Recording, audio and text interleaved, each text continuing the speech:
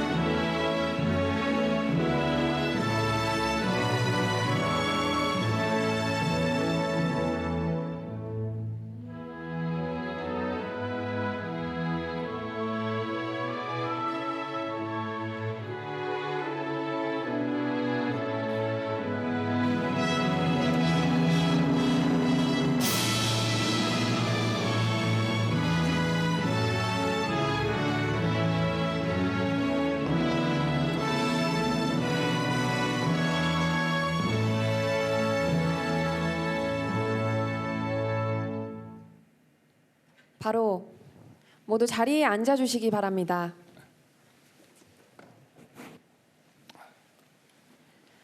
토론에 앞서 대통령님의 말씀이 있겠습니다.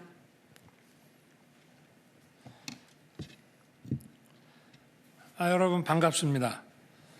지난 1월 2일 증권시장 개장식에 왔다가 2주 만에 다시 여의도를 찾았습니다. 우리 대한민국 금융 중심지에서 국민 여러분들을 다시 뵙게 돼서 기쁘고 반갑습니다. 저는 후보자 시절부터 일관되게 금융정책에 관해서 두 가지 원칙을 세우고 지켜왔습니다. 첫째는 자본시장을 활성화시켜서 국민과 기업이 함께 성장해야 한다는 것이고요.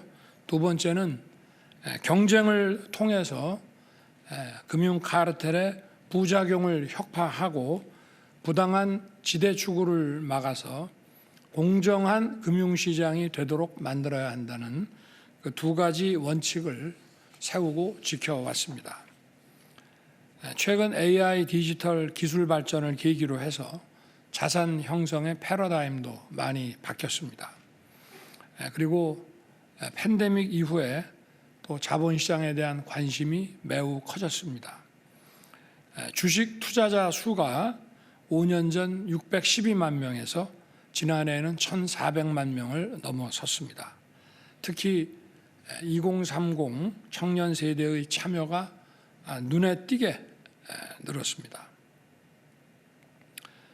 이 증권시장이라고 하는 것은 국민과 기업이 함께 성장하는 상생의 장입니다.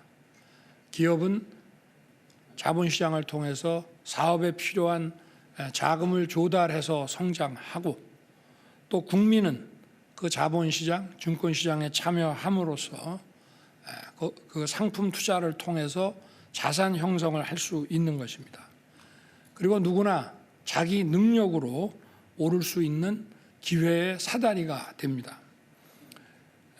국가 사회가 계층의 고착화를 막고 사회의 역동성을 끌어올리려면 금융 투자 분야가 활성화돼야 합니다. 기업은 쉽게 자본을 조달하고 국민은 투자를 통해 과실을 공유하며 번영을 이룩한 미국 경제를 벤치마킹해야 할 것입니다. 대한민국에는 글로벌 경쟁력을 갖춘 글로벌 기업들이 많이 있습니다만은 우리의 주식 시장은 매우 저평가되어 있습니다. 우리 시장 역시 다른 나라 시장과 경쟁하고 있기 때문에 글로벌 스탠다드에 맞지 않는 자본시장 규제를 과감하게 혁파해야 됩니다. 먼저 지난해 드러난 해외 투자은행의 불법 공매도를 엄중히 조사하여 처벌하고 또 피해가 확산되지 않도록 공매도 금지 조치를 시행했습니다. 이미 말씀드린 바와 같이 이것은 총선용 일시적인 금지 조치가 아니라 여기에 대해서 확실한 그 부작용 차단 조치가 구축되지 않으면 다시 재개할 뜻이 우리 정부는 전혀 없다는 것을 다시 한번 밝혀드립니다. 대주주 양도소득세 기준을 상향하고 금투세 폐지를 정부의 정책으로 확정했습니다. 경제 논리에 맞지 않는 금융 관련 세제도 과감하게 바로 잡아 나가고 있습니다. 특히 소액 주주들이 제 목소리를 낼 수 있도록 전자주총을 제도화하는 등 상법 개정을 추진하고 ISA 개인 종합자산 관리 계좌의 가입 대상 비과세 한도도 대폭 확대해 나갈 것입니다. 과연 우리 정부가 계속 이렇게 할 것이냐라고 생각하시는 분도 계십니다만은 저는 국민과 약속하면 무조건 합니다. 반드시 지킬 것입니다. 최근 은행권의 사상 최대 이익에 대해 고금리를 등에 업고 땅 짚고 헤엄치기 식으로 이자 장사한다는 비난들이 있어 왔습니다. 반도체 회사의 수익이 한 6조 정도고 그 수익도 다시 재투자가 돼야 하는데 은행권 수익이 한 60조에 다른다. 이거는 문제가 있다는 지적들이 있어 왔습니다. 이런 것을 우리 국민경제 관점에서 마냥 흘려들을 수는 없습니다.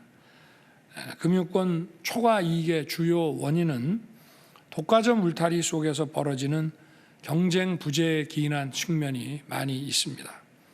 국민의 입장에서 대출의 벽은 여전히 높고 정보의 비대칭은 만연해 있습니다. 윤석열 정부가 자유시장 경제를 추구한다고 하면서 은행권에 대해서 이런 독과점에서 빚어지는 부작용의 해소를 위해서 너무 과도하게 자유시장 시스템을 위축시키는 거 아니냐는 지적도 있다는 것을 저는 잘 알고 있습니다. 자유시장이라고 하는 것은 공정한 경쟁이 이루어지는 것을 말합니다. 금융은 과거에는 상품 거래의 결제 수단이었습니다마는 지금은 금융 자체가 상품을 생산하고 그것을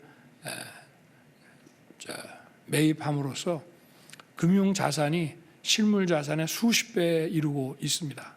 그리고 어마어마하게 금융 회사들은 대형화되고 있습니다.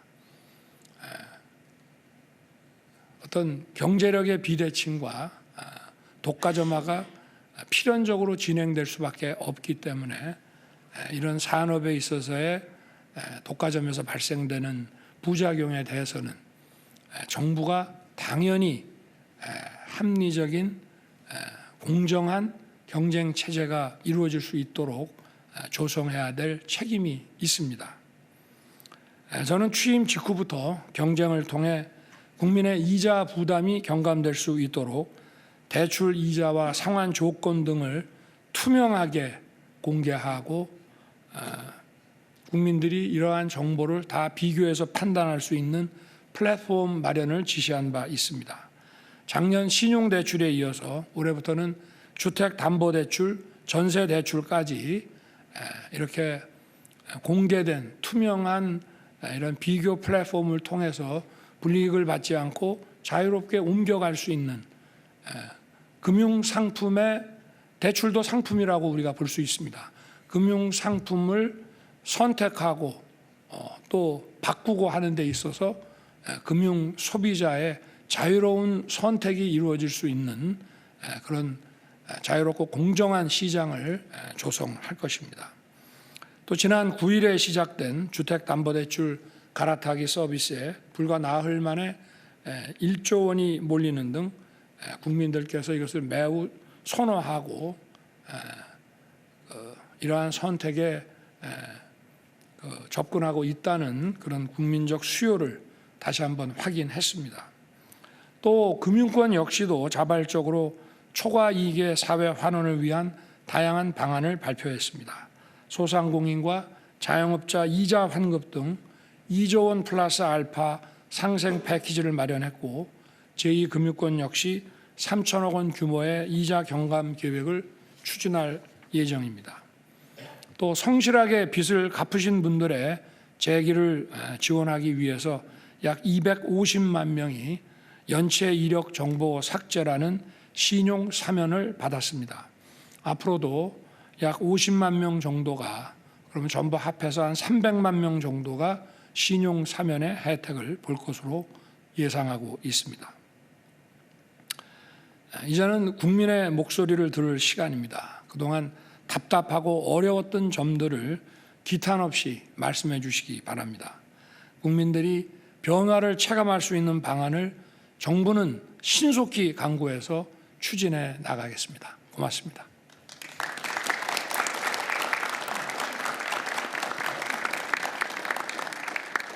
네, 대통령님 말씀 감사합니다. 다음으로는 자본시장 관련 공약과 국정과제 이행 상황에 대한 간단한 동영상을 시청하겠습니다.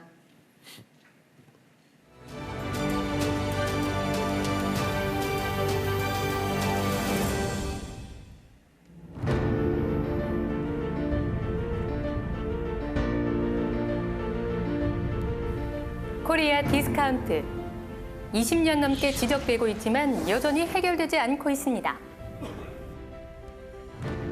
이에 윤석열 정부는 역대 가장 많은 자본시장 국정과제를 채택하고 이행해 나가고 있습니다. 우선 우리 증시에 대한 신뢰를 높이기 위해 공매도 제도를 뿌리부터 바로잡고 있습니다.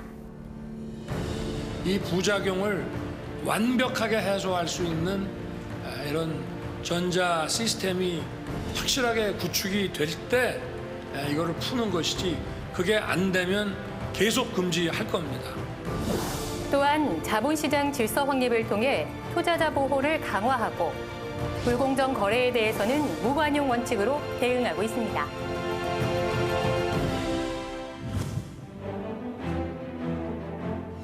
후보 시절 약속했던 시장 원리에 맞지 않는 세제 정비도 일관되게 추진 중입니다. 이를 통해 국민과 투자자, 우리 증시의 상생 기반을 마련해 나갈 것입니다. 글로벌 스탠더드에 맞는 제도 개선도 추진 중입니다. 외국인의 주식 채권 투자를 활성화하기 위해서 낡은 제도와 규제도 걷어내고 해외 자금의 국내 자본시장 유입을 촉진시키겠습니다. 윤석열 정부는 30년 만에 외국인 투자자 등록제 폐지, 배당제도 선진화, 영문 공시 전격 확대 등 우리 자본시장의 오래된 과제들도 과감하게 해결해 나가고 있습니다.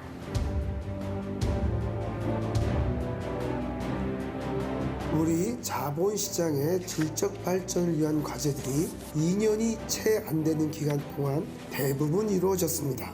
대내외 투자자들로부터 긍정적인 평가를 받고 있고요. 한국 자본시장에 대한 발전 가능성에도 기대가 점차 높아지고 있습니다.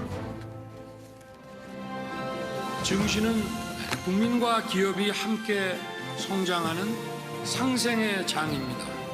그리고 국민의 자산 축적을 지원하는 기회의 사다리입니다.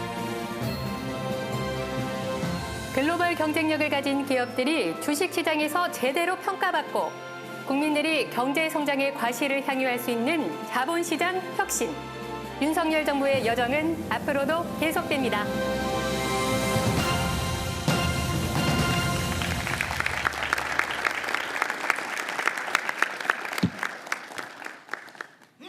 네, 다음으로는 김주연 금융위원장께서 상생의 금융 기회의 사다리 확대를 주제로 발표해 주시겠습니다. 금융위원장입니다. 상상의 금융 기회의 사다리 확대라는 주제로 보고를 드리겠습니다. 국민 투자자, 서민 차주, 취약계층의 기회의 사다리가 되어주는 금융이 되겠습니다. 자본시장을 통한 국민자산 형성을 지원함으로써 자산 형성의 사다리가 되고 민생금융으로 고금리 부담을 경감시켜 민생 활력 회복의 사다리가 되겠습니다. 또한 상생금융으로 취약계층 재기 지원을 함으로써 재기, 재도전의 사다리가 되겠습니다. 자본시장을 통한 국민자산 형성 지원을 위해서 세제 지원을 강화하겠습니다. 25년 도입 예정인 금융투자세를 폐지하겠습니다. 증권거래세는 25년도에 0.15%까지 인하하겠습니다. 개인 종합자산관리계좌 ISA의 세제 지원을 강화하겠습니다. 비과세 한도를 2.5배 상향합니다. 현행 일반형인 경우 200만 원에서 500만 원으로, 우대형은 400만 원에서 1000만 원으로 상향하고 납입 한도도 2배로 확대하겠습니다. 그리고 국내 투자형 ISA를 신설하여 금융소득 종합과세자도 가입 허용을 하겠습니다. 이 경우에 14%의 분리과세가 적용이 됩니다. 두 번째로 투자자 친화적 자본시장 조성을 해나가겠습니다. 소액주주 권리를 증진시키겠습니다. 전자주총을 통해서 집에서 편리하게 주총에 참여하고 기업 주인으로서 권리 행사를 할 수 있게 하겠습니다. 주주가치를 증대해 나가겠습니다. 기업 밸류업 프로그램, 그다음에 배당 확대를 통해서 주주와 기업이 상생하는 증시를 만들고 거래 편의도 증진시켜 나가겠습니다. 거래소 이외에 대체거래소, 비상장 주식시장을 신설하여 주식시장 인프라를 선진화해 나가겠습니다. 세 번째로 공정, 투명한 시장 질서를 확립해 나가겠습니다. 우선 불법 공매도를 근절하겠습니다. 아까 대통령께서도 말씀하셨듯이 불법 공매도 근절을 위한 공매도 전산 시스템을 구축하고 대차 거래와 대주 거래 간 기울어진 운동장을 해소하겠습니다. 불공정 거래를 엄벌하겠습니다. 신고 포상금을 20억에서 30억으로 확대해서 불공정 거래 신고를 유도하고 부당 이득에 대해서는 2배까지 과징금을 징수하는 한편 관련자를 증시에서 퇴출시키겠습니다. 대주주 사익 추구도 차단하겠습니다. 소위 자사주 마법이라고 부르는 이러한 제도부터 시작해서 전환사채를 이용한 악용 방지까지 제도 개선을 추진하겠습니다. 민생금융으로 고금리 부담을 경감시키겠습니다. 소상공인 자영업자 분한테 이자를 환급해드리겠습니다. 은행권은 187만 분에 대해서 1조 6천억 원에 해당하는 이자 1인당 최대 300만 원까지 지원 환급해드리겠습니다. 2월부터 시작해서 가능한 빠른 시간 내에 환급이 되도록 하겠습니다. 이금융권은 40만 명의 차주분에 대해서 총 3천억 원에 해당하는 1인당 최대 150만 원까지 환급하겠습니다. 이것도 시스템이 정비되는 대로 3월 말부터 추진되도록 하겠습니다. 대출 갈아타기 서비스를 확장하겠습니다. 이 제도는 아까 대통령께서도 말씀하셨지만 대통령님의 지시에 의해서 세계 최초로 도입된 제도입니다. 이 제도는 통상 자기가 어떤 상품을 가입했을 때 자기가 대체할 수 있는 상품이 어디에 무엇이 있는지 알기도 어렵고 설사 안다 하더라도 시간적 제한 또는 직접 금융회사에 찾아가서 하게 되면 굉장히 불편합니다. 그래서 이거를 온라인을 통해서 바로 쉽게 비교를 하고 클릭을 몇 번 하면은 바로 대환이 될 수 있도록 하는 서비스입니다. 우선 신용대출에 대해서 시도를 해서 지금 현재 신용대출 평균 금리가 한 1.6%포인트 인하되었고 이거를 금년 1월부터는 1,000조가 넘는 주담대와 전세대출까지 확대를 하게 됩니다. 그러면 인하폭이 아마 비슷한 수준으로 나올 것으로 예상이 되는데 서민들의 이자 부담이 훨씬 더 경감이 될 것으로 생각합니다. 서민금융 종합 플랫폼을 신설하겠습니다. 서민금융 지원을 받기 위해서는 대출 상담 예약부터 시작해서 최대 5일이 걸렸는데 이거를 평균 30분으로 줄이겠습니다. 그리고 대출과 함께 복지 서비스, 고용 서비스, 그리고 채무 조정을 함께 조정해주는 복합 상담을 하게 되는데 이 수혜자를 현재 16만 명에서 최대 70만 명까지 늘리겠습니다. 상생금융으로 취약계층 재기를 지원하겠습니다. 연체된 것을 다 갚은 경우에 신용불량자 또는 연체 기록을 사면함으로써 최대 290만 명에 해당하신 분이 조속히 정상적인 경제 생활로 복귀할 수 있도록 하겠습니다. 그리고 37만 명에 해당되시는 분한테는 금융채무뿐만 아니라 통신채무도 함께 통합해서 채무조정을 함으로써 채무조정의 실효성을 높이고 정책의 체감도를 높이도록 하겠습니다. 그리고 개인채무자 보호법이 시행됐기 때문에 거기에 맞춰서 만기가 도래하지 않은 원금에 대해서 연체 이자를 가산하지 못하게 하고 불법 과잉 추심도 금지하겠습니다. 또한 서민금융과 고용제도를 연계함으로써 현재 한 3천만 명에 대한 고용 연계 혜택을 갖다가 26만 명까지 늘리고 또 연체 시에는 고용 연계가 지금은 잘 안 되고 있는데 이거를 20만 명에 해당되는 분한테 고용 연계 서비스를 제공할 수 있도록 노력을 하겠습니다. 이상으로 보고를 마치겠습니다. 감사합니다.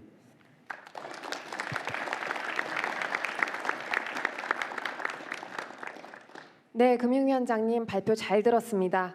오늘 이 자리에는 전국 곳곳에서 다양한 국민 여러분들이 와주신 만큼 각자 바라고 또 원하는 금융에 대한 생각도 굉장히 다양할 것 같습니다. 이어지는 토론에서 본격적으로 국민 여러분의 목소리를 들어보도록 하겠습니다. 오늘 토론은 상생의 금융, 기회의 사다리 확대라는 주제 안에서 크게 세 가지, 저희 자본시장, 그리고 서민차주들을 위한 민생금융, 그리고 조금 더 어려운 분들을 위한 상생금융, 이렇게 세 가지 분야로 나누어서 진행해 보도록 하겠습니다. 다양한 국민 여러분의 목소리를 먼저 듣고 관련된 정부의 좀 입장이나 말씀을 한번 들어보도록 하는 방식으로 진행하겠습니다. 발언하시고 싶으신 분들께서는 편하게 손 들어주시면 되시고요. 제가 호명하여 드리면 자연스럽게 일렬에 계신 분이 마이크 뒤로 좀 넘겨주시면 감사하겠습니다. 마이크 전원은 자동 조절되니까 신경 쓰지 않으셔도 될 것 같습니다. 자, 그러면 첫 번째 자본시장에 대한 이야기 한번 먼저 나누어 보겠습니다. 국내 주식시장, 증권시장, 자본시장에 대해서 하실 말씀 많으신 국민 여러분 여기 여러분 계신 걸로 제가 알고 있습니다. 어떻게 좀 속 시원하게 첫 번째로 말씀해 주실 분 계시면 손 한번 부탁드리겠습니다. 네, 자, 일렬에 계신 여성분 말씀 부탁드리겠습니다. 안녕하십니까. 저는 평범한 직장인이자 주식과 펀드에 소소하게 투자하고 있는 권소영입니다. 주식 거래를 할 때마다 매번 꼬박꼬박 내야 하는 거래세를 보면 황당할 때가 많습니다. 그리고 25년부터 금투세를 도입하여서 주식 매매 차익에 대하여 세금을 부과하겠다는 계획은 개인 투자자들에게 우리나라 주식시장을 떠나라는 말처럼 들립니다. 그리고 비과세 혜택을 주는 ISA 계좌가 있다고 들었는데 1년에 한도가 200만 원밖에 되지 않아 재테크 투자 계좌로 활용하기에는 턱없이 부족하다는 생각이 듭니다. 이렇게 세금을 많이 내야 한다면 차라리 미국 증시에 투자하거나 예적금을 들지 굳이 우리나라 주식시장에 투자할 메리트가 없는 것 같습니다. 세수 확보도 중요하지만 개인 투자자들을 해외로 내모는 세제는 제고할 필요성이 있어 보입니다. 대통령님께서 약속하신 것처럼 금투세는 꼭 폐지하여 주시고 거래세와 ISA도 개인 투자자들에게 실질적으로 도움이 될 수 있도록 개선해 주시면 좋겠습니다. 저와 같은 개인 투자자들도 주식과 펀드를 통하여 재산을 불리고 가족의 미래를 준비할 수 있도록 도와주시기 바랍니다. 감사합니다.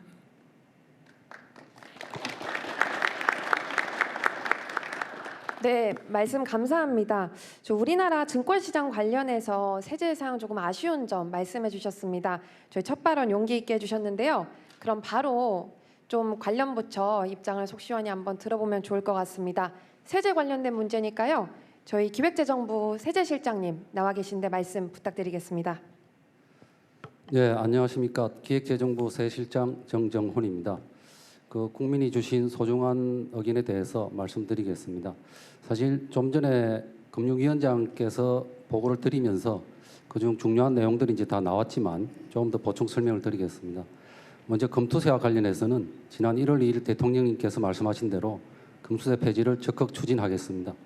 관련 법률 개정안을 조속히 국회에 제출하고 그 국회 심의 과정에서 정부의 입장과 그 필요성을 적극 설명하고 설득토록 하겠습니다.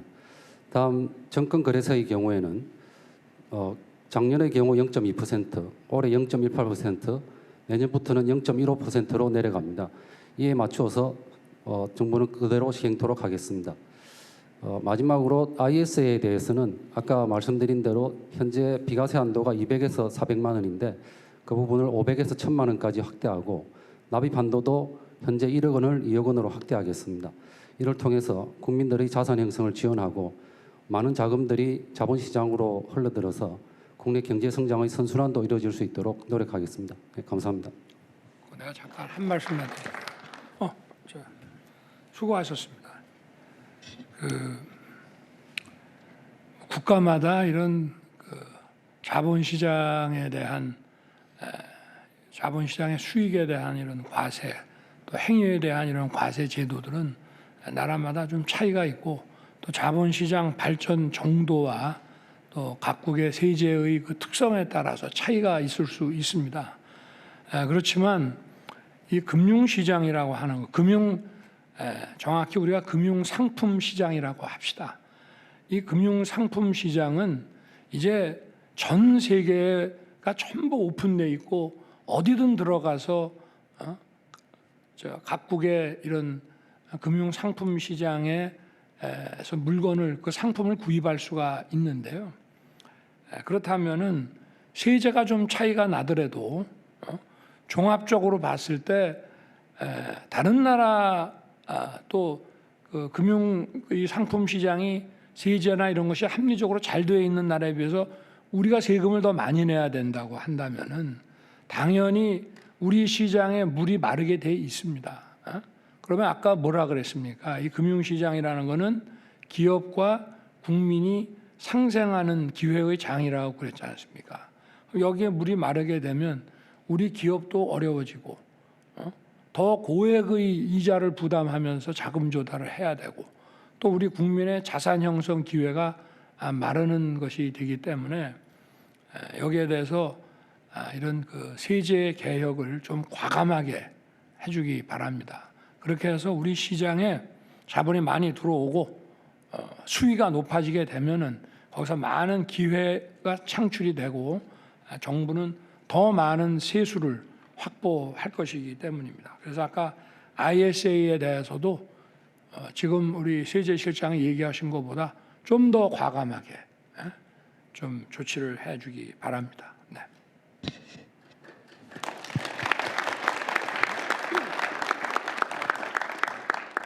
네, 말씀 감사합니다, 대통령님. 와, 아까 세제실장님이 바로 이제 금투세 폐지, 그다음에 ISA 비과세 한도 확대 추진하시겠다고 답변하셨는데 또 바로 대통령님께서 그것보다 더 적극적으로 추진하도록 하겠다 이렇게까지 말씀하셨는데 저 처음 말씀하신 권소영 선생님 아마 오늘 속 시원한 답변 되셨을 것 같습니다. 자, 이어서 주식시장에 대해서 조금 더 이야기 들어보면 좋을 것 같은데요. 사실 아까부터 제가 이분 말씀 여쭙고 싶었습니다. 모두가 아시는 분이죠. 유튜버 300만 가지고 계신 슈카월드의 전석재 대표님 제 옆에 모셨는데요. 대표님 오늘 이 자리에서 주식시장에 대해서 평소에 가지고 계셨던 뭐 생각이라든지 아이디어 같은 거 있으시면은 좀 공유해 주시면 감사할 것 같습니다. 예, 안녕하십니까. 경제 유튜버 채널 슈카월드를 운영하고 있는 슈카 전석재라고 합니다. 오늘 저는 이 자리에서 우리나라에서 가장 가슴 아픈 단어 중에 하나인 코리아 디스카운트에 대해서 조금 말씀을 나누고자 합니다. 코리아 디스카운트, K 디스카운트는 여러분들 모두 다 아시지만 우리나라 주식이 다른 나라 외국 주식들에 비해서 가격이 상대적으로 낮은 것을 의미합니다. 정말 가슴 아픈 단어죠. 그리고 국내외 투자자들이나 전문가들은 한결같이 이 원인에 대해서 국내 기업들의 주주보호 미흡을 지적하고 있습니다.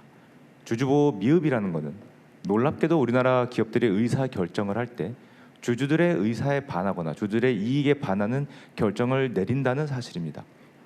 어떻게 보면 이해가 안 되는데요.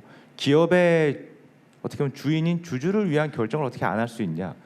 우리나라 기업들은 특정 대주주들을 위한 결정들을 가끔 내리면서 심지어 때때로 소액주주들의 손실을 감수하는 결정을 내리곤 했습니다. 우리나라는 그동안 이런 사례를 우리는 너무도 많이 봐왔고요. 제가 대표적으로 예를 들어 보자면은 특정 제주들의 어떤 경쟁력이나 이익을 위한 우리가 흔히 말하는 쪼개기 상장을 한다든지, 아니면 그들의 관리하에 있는 돈을 모든 주주들에게 공평하게 나눠 상생을 해야 되는데 그게 싫기 때문에 보유금으로 놔두고 배당을 많이 주지 않고 우리나라 기업들은 주주환원이 미흡한 주식으로 국내외적으로 어떻게 보면 악명을 가지고 있습니다. 그 또 이를 막아야 될 이사회는, 기업의 이사회가 의무가 있음에도 유명무실한 것 또한 가슴 아픈 일입니다. 그리고 우리는 이런 것들을 거버넌스의 문제, ESG의 G의 문제로 많이 얘기하죠. 그리고 제가 꼭 드리고 싶은 거는 국내 주식에 투자하라고 항상 말씀을 드리고 싶지만 기업들이 우리의 이익을 위한 결정을 아닌, 거기에 투자를 한 주주들의 결정이 아닌 그런 의사결정을 하고 있다면은 어떻게 우리 기업에 투자해 달라고 우리 청년들에게 또는 국내외 투자자들에게 우리가 설득을 할 수 있겠습니까? 나를 위한 투자를 하지 않는 기업에 투자를 할 사람이 누가 있겠습니까? 그래서 저는 이 자리를 빌어서 제도적으로, 법적으로 이런 코리아 디스카운트, 거버넌스의 문제에 대해서 좀 근본적으로 해결해 주십사 하는 좀 부탁을 드리겠습니다. 감사합니다.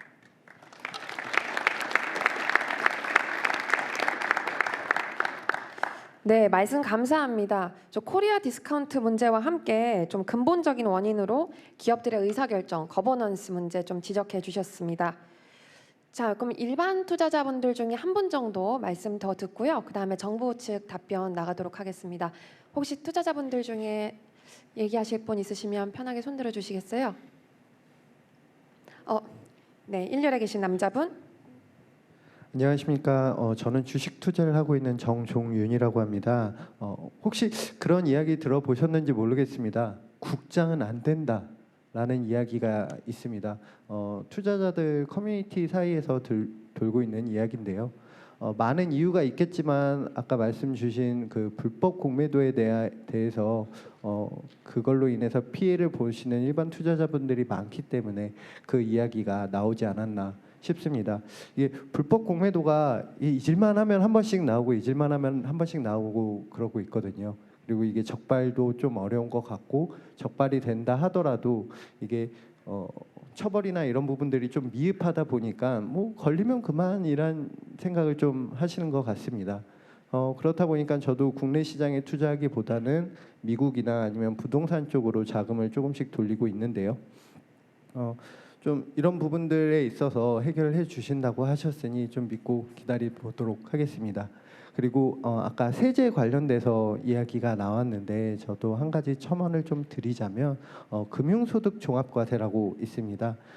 이게 이자소득이랑 배당소득이 2천만 원이 넘어가게 되면 합산과세가 되어서 누진세율을 적용하게 되고, 그렇다 보면 이제 건보료도 같이 올라가게 되는데요.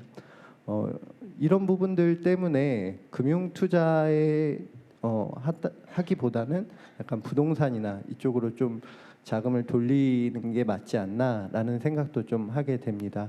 그리고 마지막으로 이제 상속증여세에 대해서도 한 말씀 드리고 싶은데, 상속증여세가 일부 기업에서 좀 과도하게 부과가 되면 그게 이제 주가를 누르는 현상이 좀 나타납니다. 그렇게 되면 그거에 대한 피해는 결국 일반 투자자들에게 가게 되거든요.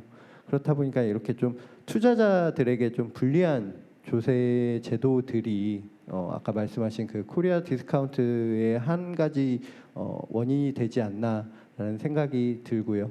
그래서 조금 이런 부분들에 있어서 좀 적극적으로 개선해 주시면 감사할 것 같습니다. 네, 이상입니다.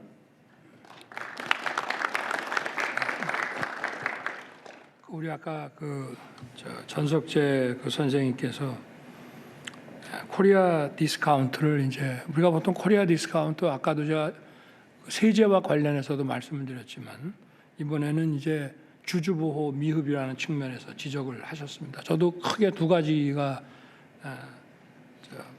코리아 디스카운트의 가장 중요한 원인이라고 보고 있고, 또 이 두 개가 서로 관련이 있습니다. 원래 이 기업의 어떤 거버넌스라고 하는 거, 회사법상의 거버넌스라고 하는 거는 그 회사를 대표해서 일하는 사람들이 자기 판단과 자기 이익에 따라서 결정을 하면 그것이 결국 주주에게 이익이 된다는 그런 거버넌스를 만들어내는 게 바로 회사법 아니겠습니까? 근데 대주주와 일반 소액주주의 어떤 이런 컨플릭트가 늘 존재한다 이 말이에요. 대주주가 임명한 경영진이 소액주주에게 손해나는 방향으로 의사결정하는 경우가 많이 있기 때문에 우리나라 시장에 투자라는 얘기를 하기가 어렵다라고 말씀을 하셨어요. 이건 정말 이런 회사법, 이 상법을 좀 저희가 계속 꾸준히 바꿔나가면서 이 거버넌스가 주주의 이익에 부합하는 결정을 할 수 있는 이제 시스템을 만들어야 되고, 또 하나가 뭐냐면은 이제 이런 거죠. 대주주는 자꾸 소액주주는 회사의 주식이 제대로 평가를 받아가지고 주가가 올라가야 자산 형성을 할 수가 있는데, 대주주 입장에서는 주가가 너무 올라가면 나중에 어떻게 되겠습니까? 상속세를 어마어마하게 물게 됩니다. 거기에다가 할증세까지 있어가지고, 그러니까 꼭 무슨 재벌 기업, 대기업이 아니더라도 상장 기업의 엔간한 기업들이 예를 들어서 가업을 승계한다든가 이런 경우에 주가가 올라가게 되면 가업 승계가 불가능해집니다. 그럼 다른 데다가 기업을 팔아야 되고, 그렇게 되면 거기 근무하는 근로자들의 고용 상황도 굉장히 불안해지게 되고, 그 기업의 여러 가지 기술 이런 것도 제대로 승계되고 발전되기가 굉장히 어렵습니다. 그래서 우리나라에는 독일 같은 강소기업이 별로 없는 것인데, 결국 이게 근본적으로는 세제하고 또 연결이 되어 있습니다. 근데 이거는 이제 결국은 이 상속세와 과도한 이 할증과세라고 하는 것에 대해서 이거는 국민적인 공감대가 좀 있어야 됩니다. 근데 우리는 여전히 재산이 많은 사람에 대해서 하여튼 많이 좀 과세를 해서 나눠 가져야 된다는 그런 생각을 많이 갖고 있습니다. 그런데 이런 좀 어떻게 보면은 단편적인 이런 생각들을 조금 더 우리가 성숙하게 볼 수 있는 바로 근거가 뭐냐? 바로 주식 투자자가 이제 우리 5천만 국민 중에 1,400만이나 됐다는 것이죠. 과거에 주식 투자자가 많지 않았다고 한다면은 많은 재산을 상속받는 사람은 세금 많이 내라. 그래서 그 돈 가지고 우리가 좀 복지 비용도 쓰고 하자. 이렇게 됐는데, 지금은 국민의 대다수가 주식 투자를 합니다. 뿐만 아니라 사학연금, 국민연금에서 많은 기금들의 그 자산이 제대로 형성이 되고 구축이 된다면은 그게 결국 국민들에게 환원이 되는 건데, 아니 주식 시장이 디스카운트가 되면은 국민연금이 제대로 이익 창출을 해나갈 수 없습니다. 지난번에도 저희 정부가 이걸 승계받던 해에 국민연금에 손실이 많이 났죠. 또 작년에는 최대 이익을 봤습니다.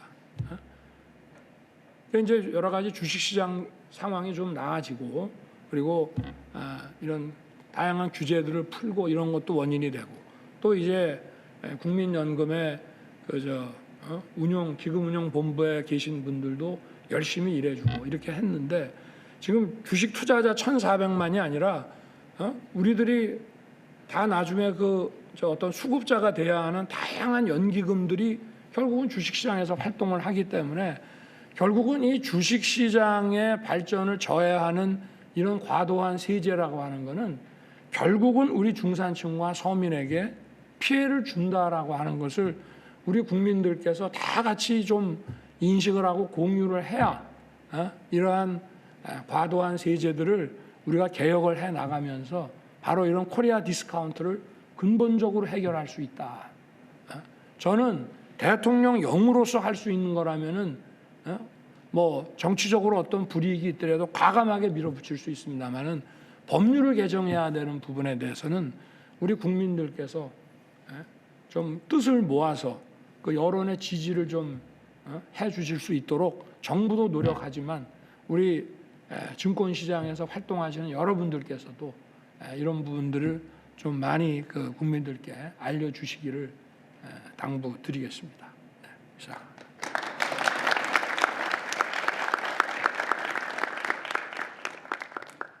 네, 말씀 감사합니다, 대통령님. 그 대통령님께서도 앞선 지금 발표하신 분들과 적극 공감하시면서 주식시장 발전을 저해하는 그런 과도한 세제에 대해서 근본적인 해결이 되어야 하고 이거에 대해서 국민적인 공감 대응성이 꼭 되어야 한다고 지금 강조하고 계십니다. 지금 지속해서 세제 얘기가 나오고 있는데요. 그럼 법무부에 좀 법무실장님 모시고 주주보호 관련된 부분 또 여타 관련된 제도에 대해서 말씀 좀 나눠보면 좋을 것 같습니다. 예, 안녕하세요. 법무부 법무실장입니다. 아까 그 전석재님께서 쪼개기 상장 문제를 지적하셨는데요. 아시다시피 이것은 알짜 사업을 분리해서 새로 상장하는 물적 분할에서 주로 발생합니다. 정부는 상장회사의 물적 분할에 반대하는 주주를 보호하기 위해서 주식 매수 청구권을 도입한 바 있는데 법무부는 이를 비상장 회사까지 확대하는 상법 개정을 추진하고 있습니다. 또한 소액주주를 위한 인프라 개선에도 노력하고 있습니다. 아시다시피 소액주주가 권리를 행사할 수 있는 가장 중요한 기회는 주주총회, 바로 주총입니다. 그동안 주총은 소액주주 참석률이 저조하고 대부분 30분 정도의 형식적 절차로 운영되어 왔습니다. 이것은 주총이 3월 같은 특정 시기에 집중되어 있고 소액주주가 생업에 종사하면서 주총장에 직접 참석하는 것이 현실적으로 어렵기 때문입니다. 법무부는 배당 기준일을 완화해서 주총의 분산 개최를 유도하고 있고 온라인 주총을 대폭 강화하는 상법 개정도 추진하고 있습니다. 온라인 주총이 강화되면 소액주주 여러분께서 가정이나 직장에서도 쉽게 주총에 접근할 수 있고 보다 실질적으로 주총에 참여하실 수 있을 것으로 생각됩니다. 또한 이런 상법이 개정이 되면은 법적으로도 소액주주의 질문이나 발언권도 보다 강화될 것으로 기대합니다. 앞으로도 법무부는 정부 정책에 적극 동참해서 자유롭고 공정한 시장을 만들어 기업들이 성장하고 그 혜택이 국민 여러분께 돌아갈 수 있도록 최선을 다하겠습니다. 감사합니다.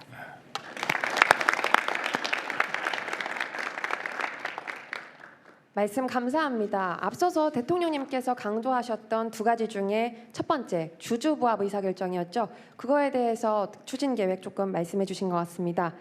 자, 이렇게 해서 자본시장 관련된 토론은 조금 마무리를 해야 될 것 같은데 마지막으로 저희 자본시장 담당하고 계신 금융위원회 금융위원장님께서 말씀해 주시면 감사하겠습니다.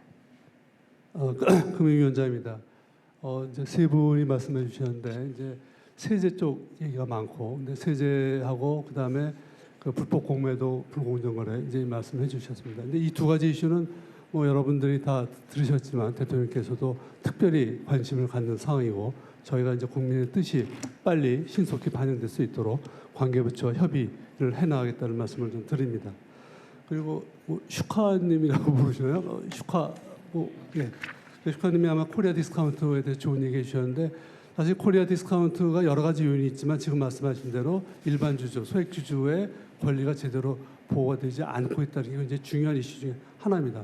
그래서 이제 그거 관련해서 아까 법무부에서 물적 분할과 관련돼서 반대면서 청구권을 얘기를 했고 또 예를 들면 또 저희가 그 옛날에 이제 대주주나 이제 주요 임원이 대규모로 그냥 주식을 갖다가 갑자기 이제 매도하고 이제 뭐 일반 주주들은 전혀 모르고 이제 이런 문제가 있었는데 이것도 저희가 이제 제도를 개선을 해서 이걸 미리 공시를 하게끔 이런 문제도 개선을 했고 또 이제 배당도 정말 깜깜이 배당이라고 그러죠. 뭐 얼마 배당되지도 모르고 투자하는데 이거를 좀 순서를 바꿔서 배당이 얼마 되는지 알고 투자할 수 있도록 제도를 바꿔놨다는 말씀을 드리고 앞으로도 지금 말씀하신 어떤 그 일반 주주의 이익 보호 차원에서 개선할 제도가 많기 때문에 저희가 같이 논의를 하면서 제도를 바꿔나가겠습니다. 그리고 또 하나 그 코리아 디스카운트 하나의 축이 사실은 저는 기업이 스스로 자기의 가치를 높이기 위해서 노력하는 측면도 굉장히 중요하다고 생각을 합니다. 그래서 이제 이번에 저희가 이제 도입을 하려는 게 예를 들어서 이제 보통 사람들한테 주가가 저평가되느냐 아니냐를 평가할 때 이제 소위 말하는 PBR, 그러니까 장부가액 대비 주가가 얼마나 되느냐, 그다음에 자기 자본 대비 수익률이 얼마나 되느냐 이런 지표를 많이 사용을 하는데 이게 굉장히 낮은 기업의 그 상장사인데도 이게 낮은 기업들은 스스로 어떻게 이러한 기업 가치를 높일 수 있을지 이거를 공시를 하게 유도를 함으로써 이게 기업들이 스스로 기업 가치를 높이도록 하는 제도를 좀 운영을 해보려고 합니다. 그러면 지금 말씀하신 여러 제도가 이렇게 같이 이렇게 돌아가게 되면 분명히 우리 증시에 좀 긍정적인 영향이 있을 거라고 생각하고 어쨌든 다각적 방안을 모색해 가겠습니다.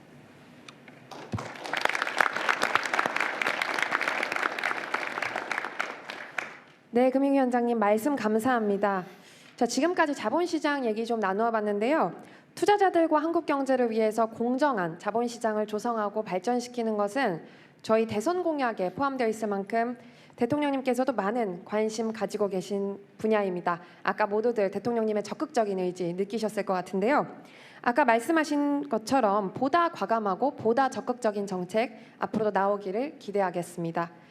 자, 그럼 두 번째 이제 민생금융 파트로 넘어가겠습니다. 지난해부터 사실 고금리가 계속 장기화되다 보니까 소상공인, 자영업자, 여러 서민차주분들이 이자 상환 부담 같이 어려움 많이 처해 계시죠. 특히 자영업자 여러분들 굉장히 힘든 시간 보내고 계신 것 같습니다. 자, 오늘 이와 관련해서 저희 정부 당국자들 그리고 여러 시민들과 좀 어려움 나눔하고 싶으신 분들 많이 나와 계십니다. 좀 같이 얘기 공감해 주실 분 계실까요? 발언해 주실 분 손들어 주시면 감사하겠습니다. 여기 어머님 앞줄에 말씀 부탁드릴게요. 최근 몇 년 동안 코로나로 인해서 이 매장을 운영하는데 상당히 좀 어려웠었어요. 그러다가 좀 코로나가 해소가 되면서 좀 기대를 많이 했었는데 또 여러 가지 경제 상황으로 인해서 이자 부담이 상당히 좀 많이 커졌습니다. 그런데 이번에 좀 은행권에서 소상공인 그 대출 이자에 대해서 혜택을 좀 준다고 해서 기대를 좀 많이 하고 있습니다. 좀 이게 좀 조속히 좀 시행이 돼서 좀 가게에 좀 보탬이 됐으면 하는 바람입니다. 이제 단발성으로 안 끝나고 좀 소상공인을 보호할 수 있는 이런 여러 가지 제도가 조금 더 많이 좀 정책적으로 조금 바랍니다. 그거를 해주시기를. 그래.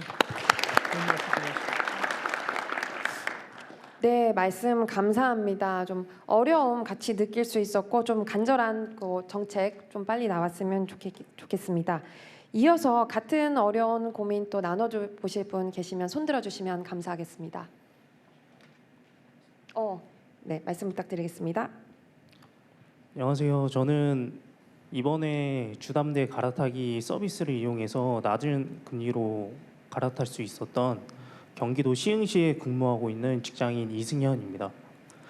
저는 22년도에 그 은행에서 대출을 받아서 작은 아파트를 구입한 소위 말하는 영끌족입니다. 당시에 급하게 대출을 알아보느라고 높은 이자로 대출을 받았는데 막상 이거 매달 나가는 이자 부담이 크더라고요. 그래서 저번 주에 뉴스를 확인해 보니까 정부에서 주담대 갈아타기 서비스를 이용한다는 뉴스를 보고 한번 조회를 해보니까는 인터넷 전문 은행에서 낮은 금리로 갈아탈 수 있다는 말을 듣고 접수하고 어저께 새로운 대출로 갈아탈 수 있게 되었습니다. 저 같은 경우에는 한 1년에 600만 원 정도의 이자 부담을 덜 수 있어가지고 매달 이자 부담을 덜 수 있게 되었습니다. 앞으로도 국민의 삶에 직접적으로 도움을 줄 수 있는 정책이 보다 많이 나와야 된다고 생각합니다. 감사합니다.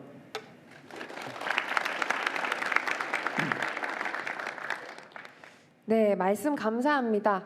요즘 2030 영끌족 분들에게 핫하죠. 대출 갈아타기 서비스. 요거에 대해서 이렇게 직접 생생하게 이용해 보시고 1년에 아까 600만 원 절감하게 되셨다고 하셨죠? 네.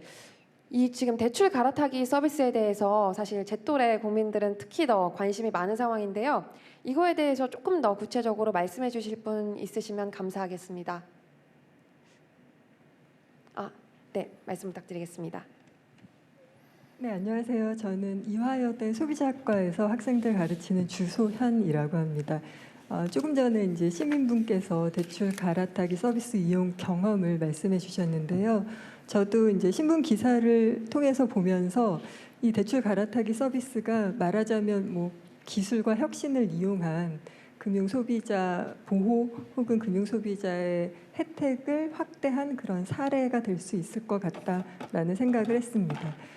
다른 재화나 서비스 구매할 때와 마찬가지로 금융 상품이나 금융 서비스를 구매할 때도 소비자가 가장 중요하게 생각하는 것은 아무래도 가격과 품질인데요. 근데 금융 상품에 대한 가격과 품질 이 정보는 일반적인 금융 소비자가 탐색하고 찾고 평가하기가 상당히 어렵습니다. 조금 전에 시민께서도 말씀해 주신 것처럼 이제 뭐 정보를 듣고 한번 갔는데 거기에서는 한 군데에서 이 정보를 비교할 수도 있고 그 다음에 즉시 뭐 갈아탈 수 있어서 좋았다라고 말씀을 해주셨잖아요. 이 사례처럼 정보를 소비자에게 쉽게 제공할 수 있는 서비스, 그런데 정보를 쉽게 제공하는 것뿐만 아니라 금융권, 특히 은행권의 경쟁을 촉진해서 지금 말씀하신 것처럼 이자율이 경감이 돼서 부담을 낮추는 이런 서비스가 좀 확대되었으면 좋겠다라는 생각에 지금 말씀 계속 하셨지만 이 대출 갈아타기 서비스의 범위와 규모 등이 좀 확대됐으면 좋겠다는 그런 바람이 있고요. 금융 소비자의 의사결정, 특히 금융과 관련된 의사결정은 상당히 어렵습니다. 그리고 특히 금융 관련 의사결정은 장기간에 걸쳐서 영향을 미치기 때문에 더 그 중요성이 큰데 지금 이런 사례처럼 기술, 뭐 혁신 이런 것을 이용해서 경쟁을 촉진시켜서 금융 소비자의 부담을 좀 줄이고 그다음에 실질적으로 의사결정 과정에 도움을 주는 정보를 제공하는 이런 제도와 서비스들이 많이 좀 나왔으면 하는 바람입니다. 감사합니다.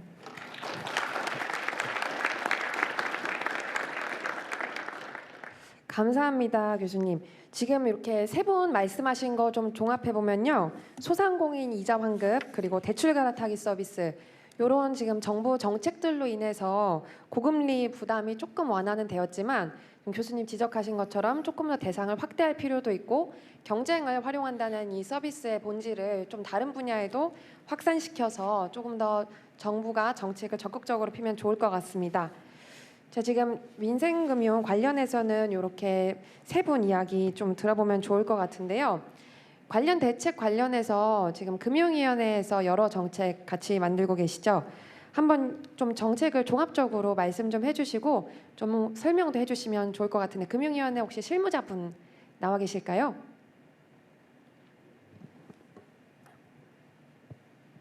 네, 안녕하십니까. 금융위원회 중소금융과장 신장수입니다. 앞서 세 분 말씀 감사하게 잘 들었습니다. 소상공인 이자 환급 그리고 대출 갈아타기 서비스와 관련해서 그 내용과 취지는 앞서 모두 말씀에서 대통령님께서 아주 상세하게 잘 말씀해 주셨습니다. 그래서 제가 실무 담당자로서 조금만 더 추가적으로 말씀을 드리자면 대출 갈아타기 서비스와 같은 경우에는 과거 사실 저희가 국민들의 그 금융 비용을 조금 절감해 드릴 수 있는 방법을 통상적으로는 정부 재정 지원을 바탕으로 한 정책 금융에서 찾았습니다. 근데 이 대출 갈아타기 서비스는 기본적으로 이제 시장 경쟁 원리, 시장 경쟁을 촉진하고 그다음에 금융권의 어떤 그 디지털 혁신 이런 것들을 기반으로 해서 정부의 어떤 재정적인 지원 없이 우리 금융 소비자분들이 금융 비용을 절감할 수 있는 아주 좋은 제도라고 말씀을 다시 한번 강조해드리고 싶습니다. 그래서 이런 제도들의 내용, 좋은 내용을 이런 잘 실현하고 집행하기 위해서는 향후에 집행 과정이나 그 홍보 이런 부분들이 굉장히 중요하다고 한편 생각하고 있습니다. 그래서 이자 환급 부분은 저희가 말씀드린 시기에 차질이 없이 집행될 수 있도록 준비에 만전을 지금 기하고 있습니다. 그리고 대출 갈아타기 서비스 같은 경우에는 방금 우리 이승현님께서 너무 좋은 말씀만 해주셨는데, 사실 저희가 이 서비스가 아까도 말씀드렸다시피 세계 최초로 이제 시행된 서비스다 보니까 아무래도 혹시 집행 과정에서 조금 이런 미비한 부분들이 없지 않아 있을 수 있거든요. 그래서 그런 부분들을 저희가 계속 실시간으로 모니터링하고 있습니다. 그래서 예를 들면 저희가 이게 자금 이동이 너무 급하게 특정한 은행이나 금융회사로 쏠리게 되면 시장 불안이 야기될 우려도 없지 않아 있습니다. 그래서 그런 부분들을 조금 관리하기 위해서 예를 들면 금융회사별 지급 한도 같은 그런 리스크 관리 방안을 같이 시행하고 있는데, 그런 것 때문에 조금 우리 이용하시는 분들이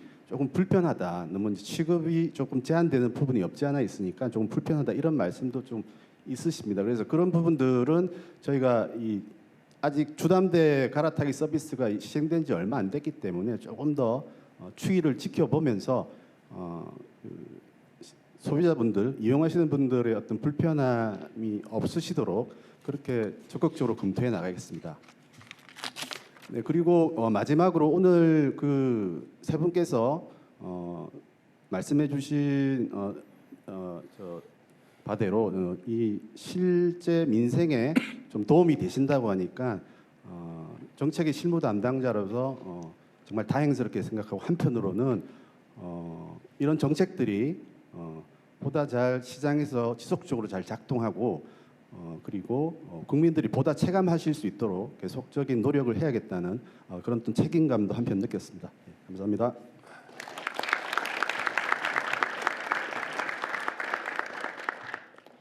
네, 과장님 든든한 말씀 감사합니다. 사실 대통령님께서 작년부터 이미 여러 번 소상공인과 자영업자의 금융 부담 완화를 계속 강조하셨었는데요. 앞으로도 좀 속도감 있는 정책 집행 당부드리면 좋을 것 같습니다. 자, 마지막으로는 저희 이제 상생금융 파트에서 조금 더 어려운 분들을 위한 재기 지원 관련하여 좀 얘기를 들어보겠습니다.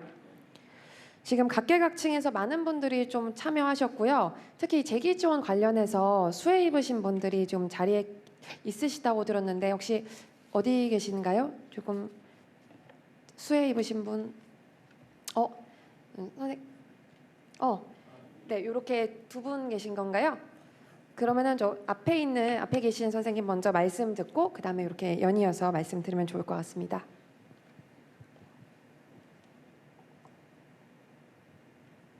안녕하세요.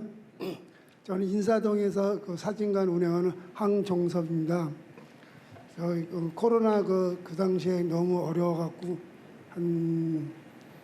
관광 좀 사람들도 좀 많이 오고 그랬었는데 없어갖고 은행에서 이제 대출을 받아서 연체가 좀 늦어서 갚긴 다 갚았는데 추가로 하려니까 연체 기록 때문에 좀 황당한 거를 너무 많이 당하고 제기를 하는 입장에서 너무너무 힘들어서 어떻게 정책에 아까도 화면도 보고 너무너무 감사하더라고요. 그래서 이번 기회에 요거가 만약 통과가 된다면 우리 같이 소상공인들이 제기할 수 있는 발판이 돼서 너무너무 일할 수 있는 힘이 날 것 같습니다. 이상입니다.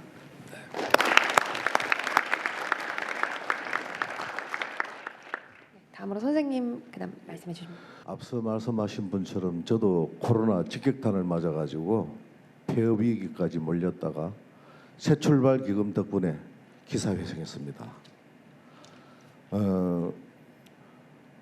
제가 새출발 기금이 없었다면 아마 지금 이 자리에도 없었을 것이고, 또 작년에 채무 조정을 거쳐가지고 올해부터 이제 상환하기 시작합니다. 제가 대출을 신청하려고 은행을 갔더니 채무 조정 기록이 남아 있어가지고 대출이 안 된다고 합니다.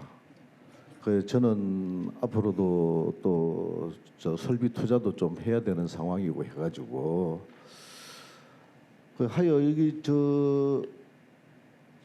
은행에 우리가 대출할 수 있는 방안을 좀 강구해 주셨으면 좋겠다는 말씀을 드리고 싶습니다. 이상입니다.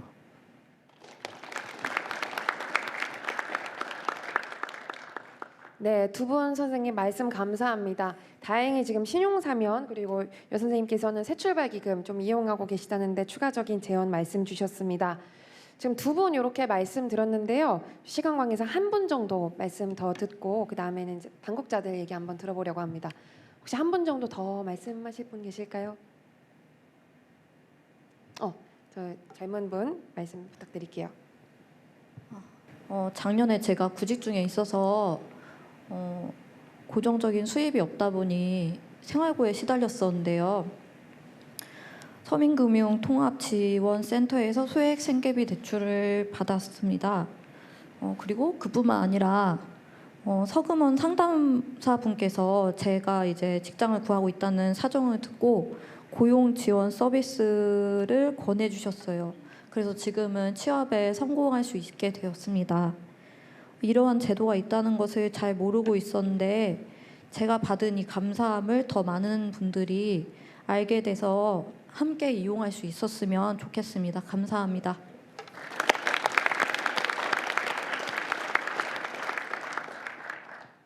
네, 저 박혜인 청년님 맞으시죠? 취뽀 늦지만 축하드립니다. 그리고 마지막으로 이제 금융지원 또 고용지원 이렇게 얘기가 나왔기 때문에 죄송합니다. 저희 금융위원회와 고용노동부 얘기 각각 들어보면 도움이 많이 될 것 같습니다. 혹시 금융위원회 담당자분 나와 계시면 말씀 좀 부탁드리겠습니다. 네, 안녕하십니까. 저는 금융위원회 서민금융과에서 근무하고 있는 성미라 사무관입니다. 연체나 채무 조정 이력으로 인한 불이익을 개선하고 서민금융 이용자분들에 대한 고용 지원을 강화할 필요가 있다는 말씀에 정말 깊은 공감을 느낍니다. 저도 업무 담당자로서 그 개선 방안을 마련하기 위해서 작년부터 여러 가지 방안을 모색해 왔습니다. 나부터 어려운 국민들의 민생 현장을 더 파고들겠다. 작년 10월 대통령님께서 하신 말씀이십니다. 저는 작년에 서민금융과로 발령을 받고 국민들께 도움이 되는 정책이 무엇인가 고민을 하던 중에 저희 박혜인 그 시민분처럼 서민금융통합지원센터를 방문하게 되었습니다.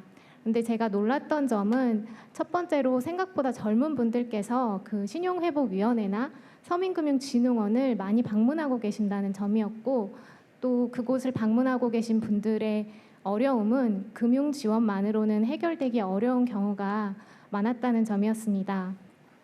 실제로 정책 서민 금융을 이용하시는 분들의 약 30% 그리고 채무 조정을 이용하시는 분들의 약 53%가 직업이 없으시거나 일용직에 종사하고 계십니다. 그런데 문제는 현장의 최일선에서 이런 분들에 대한 지원을 담당하시는 상담센터 직원분들께서 고용제도를 전문적으로 설명하는데 어려움을 겪는다는 말씀을 하시는 것이었습니다. 그래서 저는 고용노동부를 찾아가서 이런 서민금융 현장에서 고용제도의 지원 필요성에 대해서 설명을 드렸고 그렇게 고용부와의 협업을 시작으로 금융과 고용을 복합적으로 지원할 수 있는 방안을 마련하였습니다. 앞으로도 서민금융을 이용하시는 분들이 더 편리하게 그리고 더 다양한 고용제도를 지원받으실 수 있게 되었고 그리고 그렇게 고용제도를 통해서 취업에 성공하신 경우에는 정책 서민금융 상품의 보증료도 인하받으실 수 있습니다.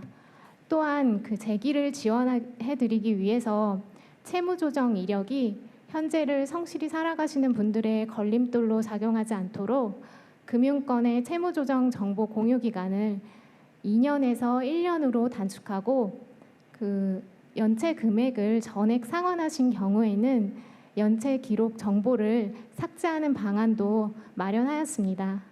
현장을 찾고 부처가 한 벽을 허물라는 대통령님의 말씀을 새기고 저도 공직자로서 사명감을 가지고 앞으로도 민생의 어려움을 덜어드리기 위한 방안을 마련해 나가겠습니다. 감사합니다.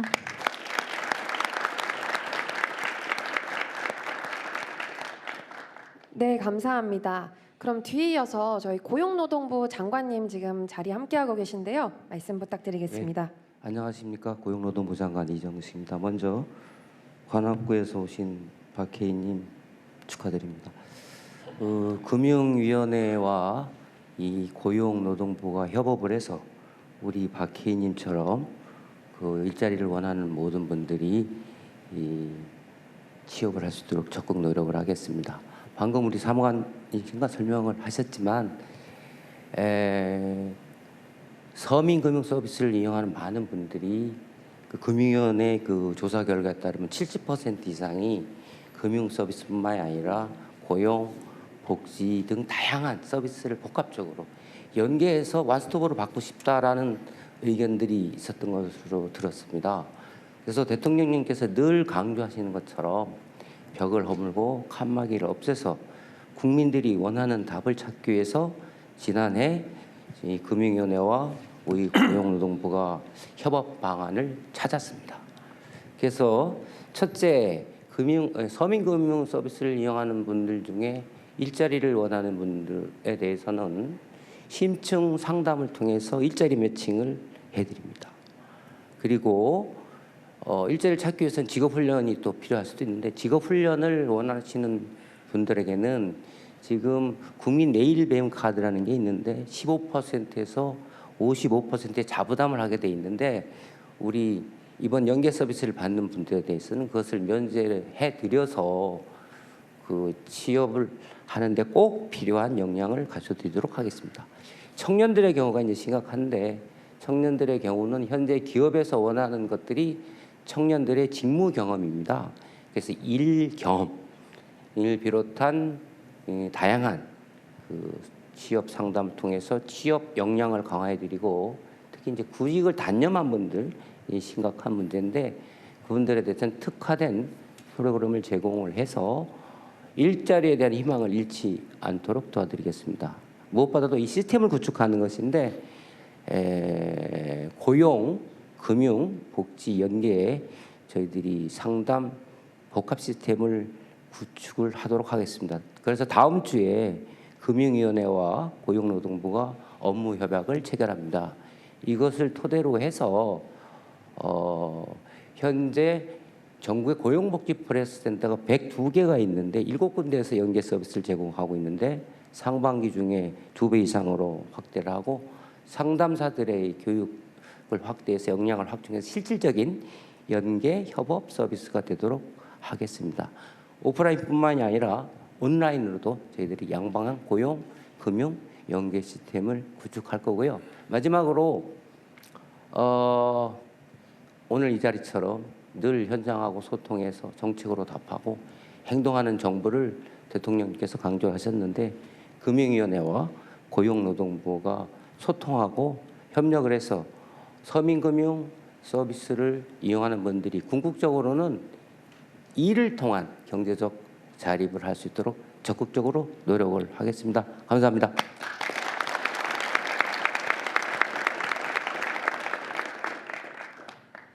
네, 장관님 말씀 감사합니다. 사실 이번 민생토론의 제목이 상생의 금융 기회 사다리 확대라고 되어 있는 것처럼 대통령님께서 굉장히 강조하시는 지금 상생금융 파트인데요. 이렇게 그럼 오늘 저 어려운 분들 재기 지원과 관련돼서 지금까지 논의 마무리하였습니다. 자, 그럼 이것으로 오늘 토론 3가지 세션 마무리하겠고요. 오늘 보고와 토론에 대해서 경제부총리님 말씀해 주시면 감사하겠습니다. 네, 저 경제부총리 최상목입니다. 제가 오늘 토론회를 들으면서 제가 지금 주가 지수가 2,500에서 왔다 갔다 하는데 제가 2007년도가 우리가 주가 지수가 2,000을 처음 뚫은 해입니다. 근데 그때 제가 주식시장을 담당하는 과장이었습니다. 근데 아직까지도 2,000 저희가 500 하는 모습에 오늘 하루 종일 제가 계속 토론을 들으면서 공직자의 한 사람으로서 좀 죄송한 마음이고 더 분발해야 되겠다 이런 생각을 했습니다. 저희 기획재정부가 일단 세제를 담당하기 때문에 뭐 아까 여러 가지 세제 얘기가 많이 나왔는데 그 부분은 이제 국회하고 열심히 얘기하고 설득하고 또 대통령께서 말씀하신 좀 더 과감하게 하라고 하셨기 때문에 우리 세제시장이 아까 얘기한 것보다 좀 더 과감하게 저희가 해보겠습니다. 그리고 또 말씀드릴 거는 지금 오늘 금융이 대통령께서 국민과 기업이 상생하는 기회의 장이라고 말씀하셨는데 저건 조금 다른 각도, 그러니까 우리 주식에 자본시장에 직접 투자하시는 1,400만 투자자를 포함해서 우리 주식시장이나 자본시장에 투자하는 금융상품에 투자하는 우리 모든 국민들이 한마디로 우리 대한민국 경제의 발전에 기여하고 계시다. 이렇게 말씀을 드리고 싶어요. 왜냐하면은 그 시중에 돈이 많이 있고 개인들 저축이 많이 있는데 해외 주식 투자도 할 수 있고 또 부동산도 살 수 있는데 국내 주식 시장에 투자한다는 것 자체가 일단은 그 우리 기업들을 도와주시는 일이고요. 그 다음에 또 주식 시장에 투자하는 자금이 기업이 조달을 하면은 이게 자본으로 조달이 되잖아요. 그러니까 결국 기업이 혁신 활동, R&D 활동을 아무래도 차입해서 하는 것보다는 훨씬 더 촉진합니다. 그건 뭐 그 여러 가지 연구 결과로 나와 있습니다. 세 번째는 우리 코스닥 시장을 보면은 그 업력이 짧은 기업들, 그러니까 처음에 창업하는 기업들, 한 5년차 기업들은 그 고용 증가율이 한 20%에서 30%입니다. 그러니까 일본 평균 기업들이 5%가 안 되는 거거든요. 그러니까 결국은 일자리를 창출하는데 적극 기여하시는 겁니다. 그래서 저는 경제부총리로서 우리 여러 주식 투자자 그리고 또 우리 금융에 투자하시는 국내 금융에 투자하시는 어떤 국민들께 감사의 말씀을 드리고요. 저희가 그런 여러분들이 우리 국가 경제 발전과 역동성 높이는데 기여할 수 있는 기회를 더욱더 적극적으로 확대해 드리겠습니다. 감사합니다.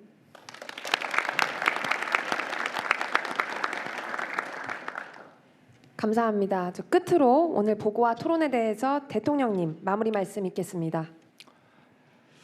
오늘 그 우리 민생과 금융에 대해서 이렇게 여러 그 우리 국민들과 또 다양한 분야에서 일하시는 우리 국민들과 또 여러 정부 기관에서 함께 얘기를 해보니까 정말 이 부처 간의 그 벽을 없애고 또 국민에 대한 그 정부 업무 보고를 이렇게 주제 중심으로 하게 된 것이 참 다행이라는 생각이 다시 한번 들었습니다.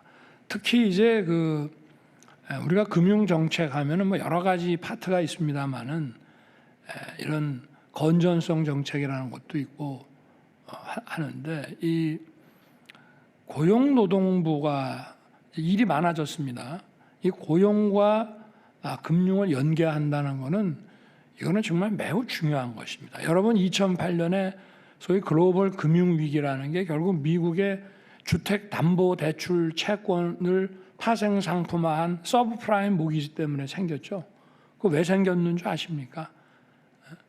실직을 해가지고 주택담보대출 원리금을 상환하기가 어렵게 됐는데 그런 거를 파악을 못한 거예요. 그래서 대출금을 납부를 못하니까 직장을 잃어가지고 그 주변에 기업들이 어려워지고 하니까 해고를 하고 그저 원리금 상환을 못하니까 집들이 다 비었어요. 다 떠나야 돼. 강제 집행 당하고 이래가지고 그런데도 불구하고 그런 주택담보 채권을 계속 증권화, 유동화를 시켜가지고 그거를 투자은행에서 유동화를 점점 키워갖고 1차, 2차, 뭐 5차까지 해가지고 나중에 그 5차 유동화에 투자한 사람들은 이게 지금 빵꾸가 나는 그런 자산이라는 걸 알지도 못했습니다. 그래서 이 대출이 부실화됐을 때 이것을 고용과 연계한다는 것은 이거는 아마 굉장히 좋은 아이디어 같고 아까 우리 금융위에 서민금융과 우리 사무관하고 우리 또 고용부 장관님께서 이렇게 얘기를 해주셨는데 이게 바로 우리가 부처별 업무 보고가 아니라 민생 주제별로 업무 보고하는 가장 중요한 이유라고 생각합니다. 그리고 법무부 법무실장께서도 그런 뭐 벌써 작년에 그런 일이 있었습니다만은 물적 분할과 관련해서 주주들이 피해를 입었을 때 이런 주식 매수 청구 제도라든지 다양한 어떤 그 디펜드 할 수 있는 그런 법제들을 계속 좀 잘 발굴해 주기 바라겠습니다. 오늘 우리가 얘기하는 거는 이제 여러 금융이라는 건 여러 파트가 있겠죠.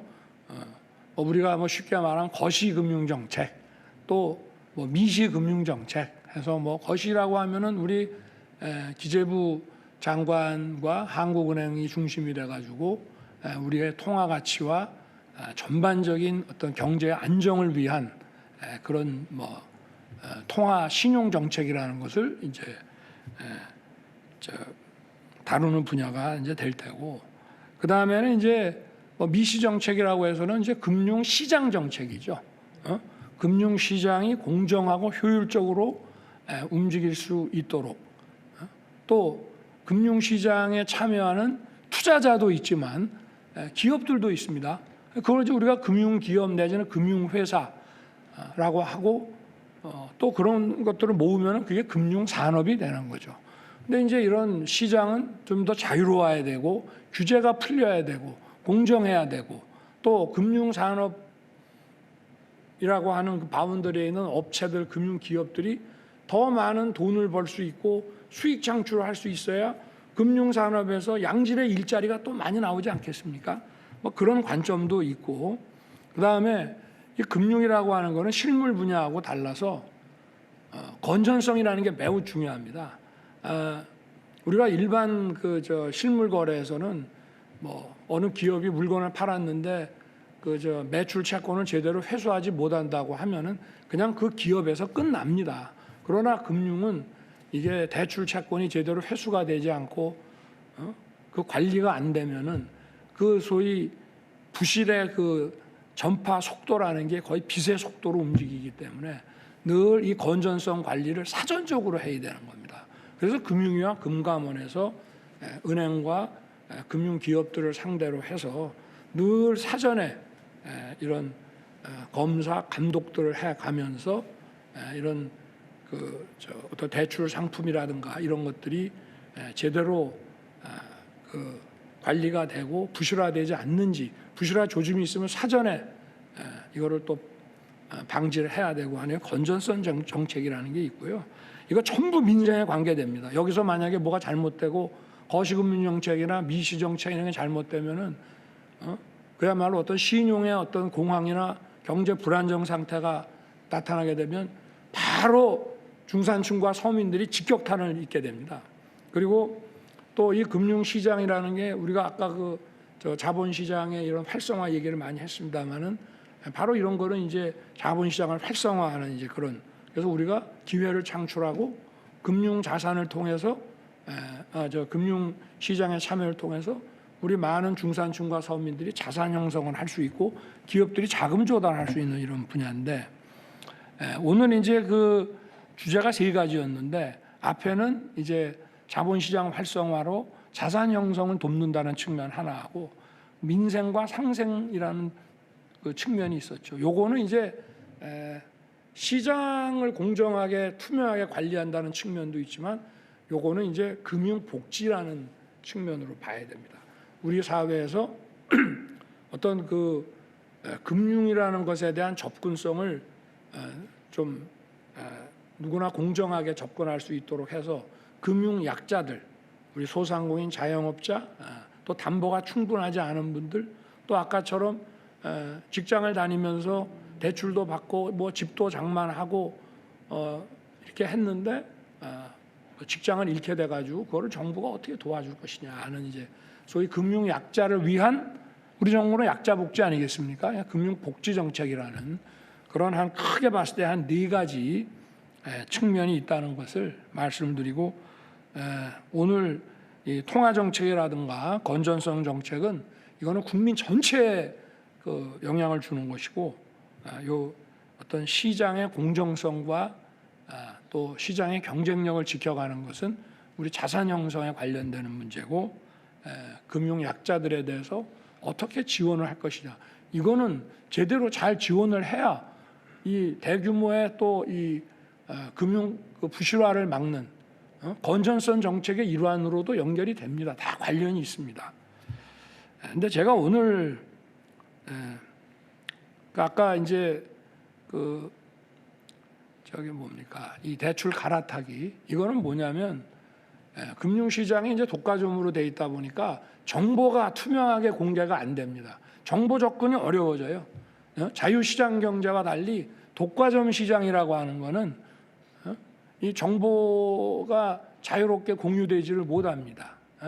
그래서 저희가 대출 플랫폼을 만들어 가지고 신용대출, 주담대출, 부동산 담보대출, 전세대출 이런 것들에 대해서 쉽게 정보를 접근하고 또 자유롭게 선택할 수 있게 어떤 불이익 없이 자유롭게 선택할 수 있는 플랫폼을 구축을 해서 계속 만들어 왔습니다만은 아까 보십시오.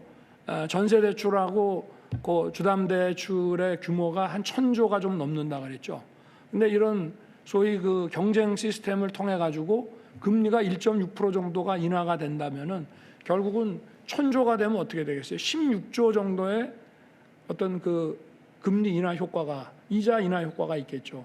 그럼 그 16조를 바로 중산층과 서민들이 그 이자 부담에서 해소되면서 그 16조라는 이익이 어려운 국민들에게 돌아온다 이런 겁니다. 그럼 이거는 민생 상생 금융이라는 또 금융 복지 측면도 있지만 금융 시장을 대출 시장이라고 하는 것을 우리가 아주 공정하고 투명하게 운영함으로써 이루어지는 거기 때문에 이 시장 정책과 금융 복지 정책은 서로 연결되어 있는 겁니다. 그리고 오늘 제가 중요한 말씀을 하나 드리고 싶습니다.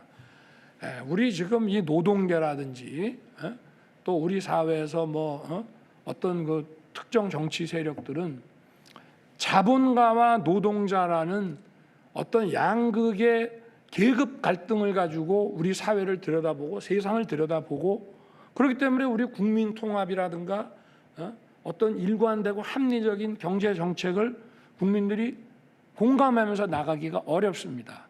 그렇지만 바로 이 금융이라는 것이 국민을 통합하게 해준다 이 말입니다. 이미 아시겠죠? 제가 아까 우리 국민들의 1,400만이 주식에 투자한다 그랬죠. 자, 과거에는 기업인과 또 그 기업에서 일하는 노동자의 이해관계를 대립적으로 봤습니다. 갈등 관계야. 제로섬 관계. 여기서 먹으면 여기 이만큼 뺏기는 거다 이렇게 생각했죠. 그런데 노동자 근로자들이 이제 자기들이 저축한 돈 갖고 금융시장에 들어가서 자산 형성을 한다 그러면 그 자산은 어떻게 형성이 되겠습니까? 또 연금을 부어가지고 퇴직하고 나서 이제 어떤 연기금을 통해서 자기들이 노후를 보장받는다 그러면 그건 결국은 어떻게 되겠어요? 결국은 기업의 성장을 통해서 또 주식시장의 어떤 발전을 통해서 국민들이 이익을 보는 거다 이 말입니다. 바로 이 금융투자라고 하는 분야가 자본가와 노동자, 기업과 근로자의 계급적 갈등을 완화시켜주고 국민을 하나로 만드는 겁니다. 기업이 잘 되면 노동자와 근로자도 잘 됩니다. 이게 제로섬이 아니에요. 거기서 어떤 특정 기업에서 수익을 얼마 창출했는데 이걸 가지고 뭐 재투자를 하거나 자본가 그 주주들에게 배당을 좀 덜하고 우리 월급을 많이 주라. 그런 경우에는 갈등이 생길 수 있겠지만 기업이 또 투자를 하고 또 배당 수익이 좋아야 연기금의 이익도 나면 결국 그 혜택을 또 노동자와 근로자들이 보는 겁니다. 미국 사회라는 것을 들여다보면은 이게 겉으로 볼 때는 이 자본가와 기업과 또 근로자, 노동자들의 이해관계가 첨예할 것 같지만 사회가 그렇게 극단으로 안 가고 이 스펙트럼의 범위가 그래도 어느 정도 합리적으로 이렇게 그 뭐랄까 갈등이 잘 해소되면서 가는 이유는요. 바로 저는 이런 주식 투자와 이 연기금을 많은 국민들이 거기에 참여를 하기 때문에 결국은 이게 자본과 노동 이라는 이 계급 갈등을 해결할 수 있는 분야가 바로 금융이다 이 말입니다. 오늘 그 자산 형성 그리고 우리 그 자산 형성은 개별적으로 하는 것도 있지만 연기금을 통해서 우리가 또 수혜를 입는 부분들이 있기 때문에 우리가 이런 부분에 대해서 어떤 깊은 이해와 통찰을 좀 가져준다면은 우리나라가 발전하는데 더 큰 기반이 되지 않겠나 그래 생각을 합니다. 그리고 그 하여튼 아까 그 PBO 이 프라이스 북 레이시오에 대해서 어떤 공시와 투명화를 통해 갖고 저희들이 이 어떤 그 디스카운트를 더 좀 해소하고 올릴 수 있도록 노력을 많이 하겠다는 말씀을 드리고요. 그리고 금융시장이 잘 활성화돼 가지고 금융 투자를 통해서 자산 형성을 할 수 있게 그게 잘 된다면은 바로 부동산 투자, 부동산의 과열화라는 걸 막을 수가 있어서 우리 국민들의 주거 안정에도 도움이 됩니다. 우리가 지난번에 두 번째 그 민생 토론회에서는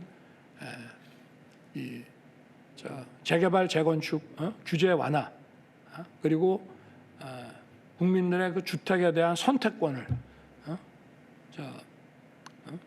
집합적인 재산권 행사를 보장해주겠다고 이제 그런 보장하기 위한 차원에서의 토론을 했습니다마는 이 부동산과 금융이라는 것은 뭐 뗄래야 뗄 수가 없습니다. 또 우리가 어쨌든 금융시장에 참여를 해서 자산 형성하는 것이 보편화되어 있다면은 선진국은 그렇게 되어 있습니다. 부동산 우리가 왜 과거에 경제 성장하는 과정에서 정말 뭐 땅값이라든가 집값이 계속 올라갔느냐? 국민들이 바로 이 금융 투자를 통해서 자산 형성할 수 있는 그런 여건이 마련되어 있지 않았기 때문에 부동산 시장이 과열된 것이 굉장히 크다고 저는 보고 있습니다. 그래서 이런 것이 이런 자산 형성의 이런 금융시장을 통해서 국민들이 원활하게 자산 형성을 할 수 있다면 우리 사회에 또 많은 부수적인 이런 부작용들을 또 풀어갈 수 있는 그런 방안이 된다고 저는 생각합니다. 오늘 하여튼 좋은 말씀들 많이 하셨고 제가 아까 금융정책이라는 거는 거시, 시장, 또 건전성 정책, 또 약자복지, 금융약자복지라는 뭐 여러 가지가 있다고 말씀을 드리고 서로 연결이 돼 있다고 말씀을 드렸는데 그래도 오늘 핵심은 민생과 금융입니다. 그래서 우리 국민들이 보편적으로 금융시장을 통해서 자산 형성을 할 수 있게 하기 위해서 우리가 코리아 디스카운트를 어떻게 세제라든지 거버넌스의 어떤 개혁을 통해서 극복할지 그런 문제 하나 하고요. 그리고 금융복지입니다. 금융약자들에게 어떻게 공정하게 금융 서비스에 접근할 수 있게 정부가 도와줄 것인지 오늘 이 두 가지 주제에 대해서 여러분들 아주 좋은 말씀 감사하고 또 각 정부 기관들끼리 이렇게 협업을 해서 오로지 민생과 국민을 위해서 우리가 함께 고민한다면 해결하지 못할 문제가 없다고 또 다시 한번 확인하고 돌아가게 됐습니다. 감사합니다.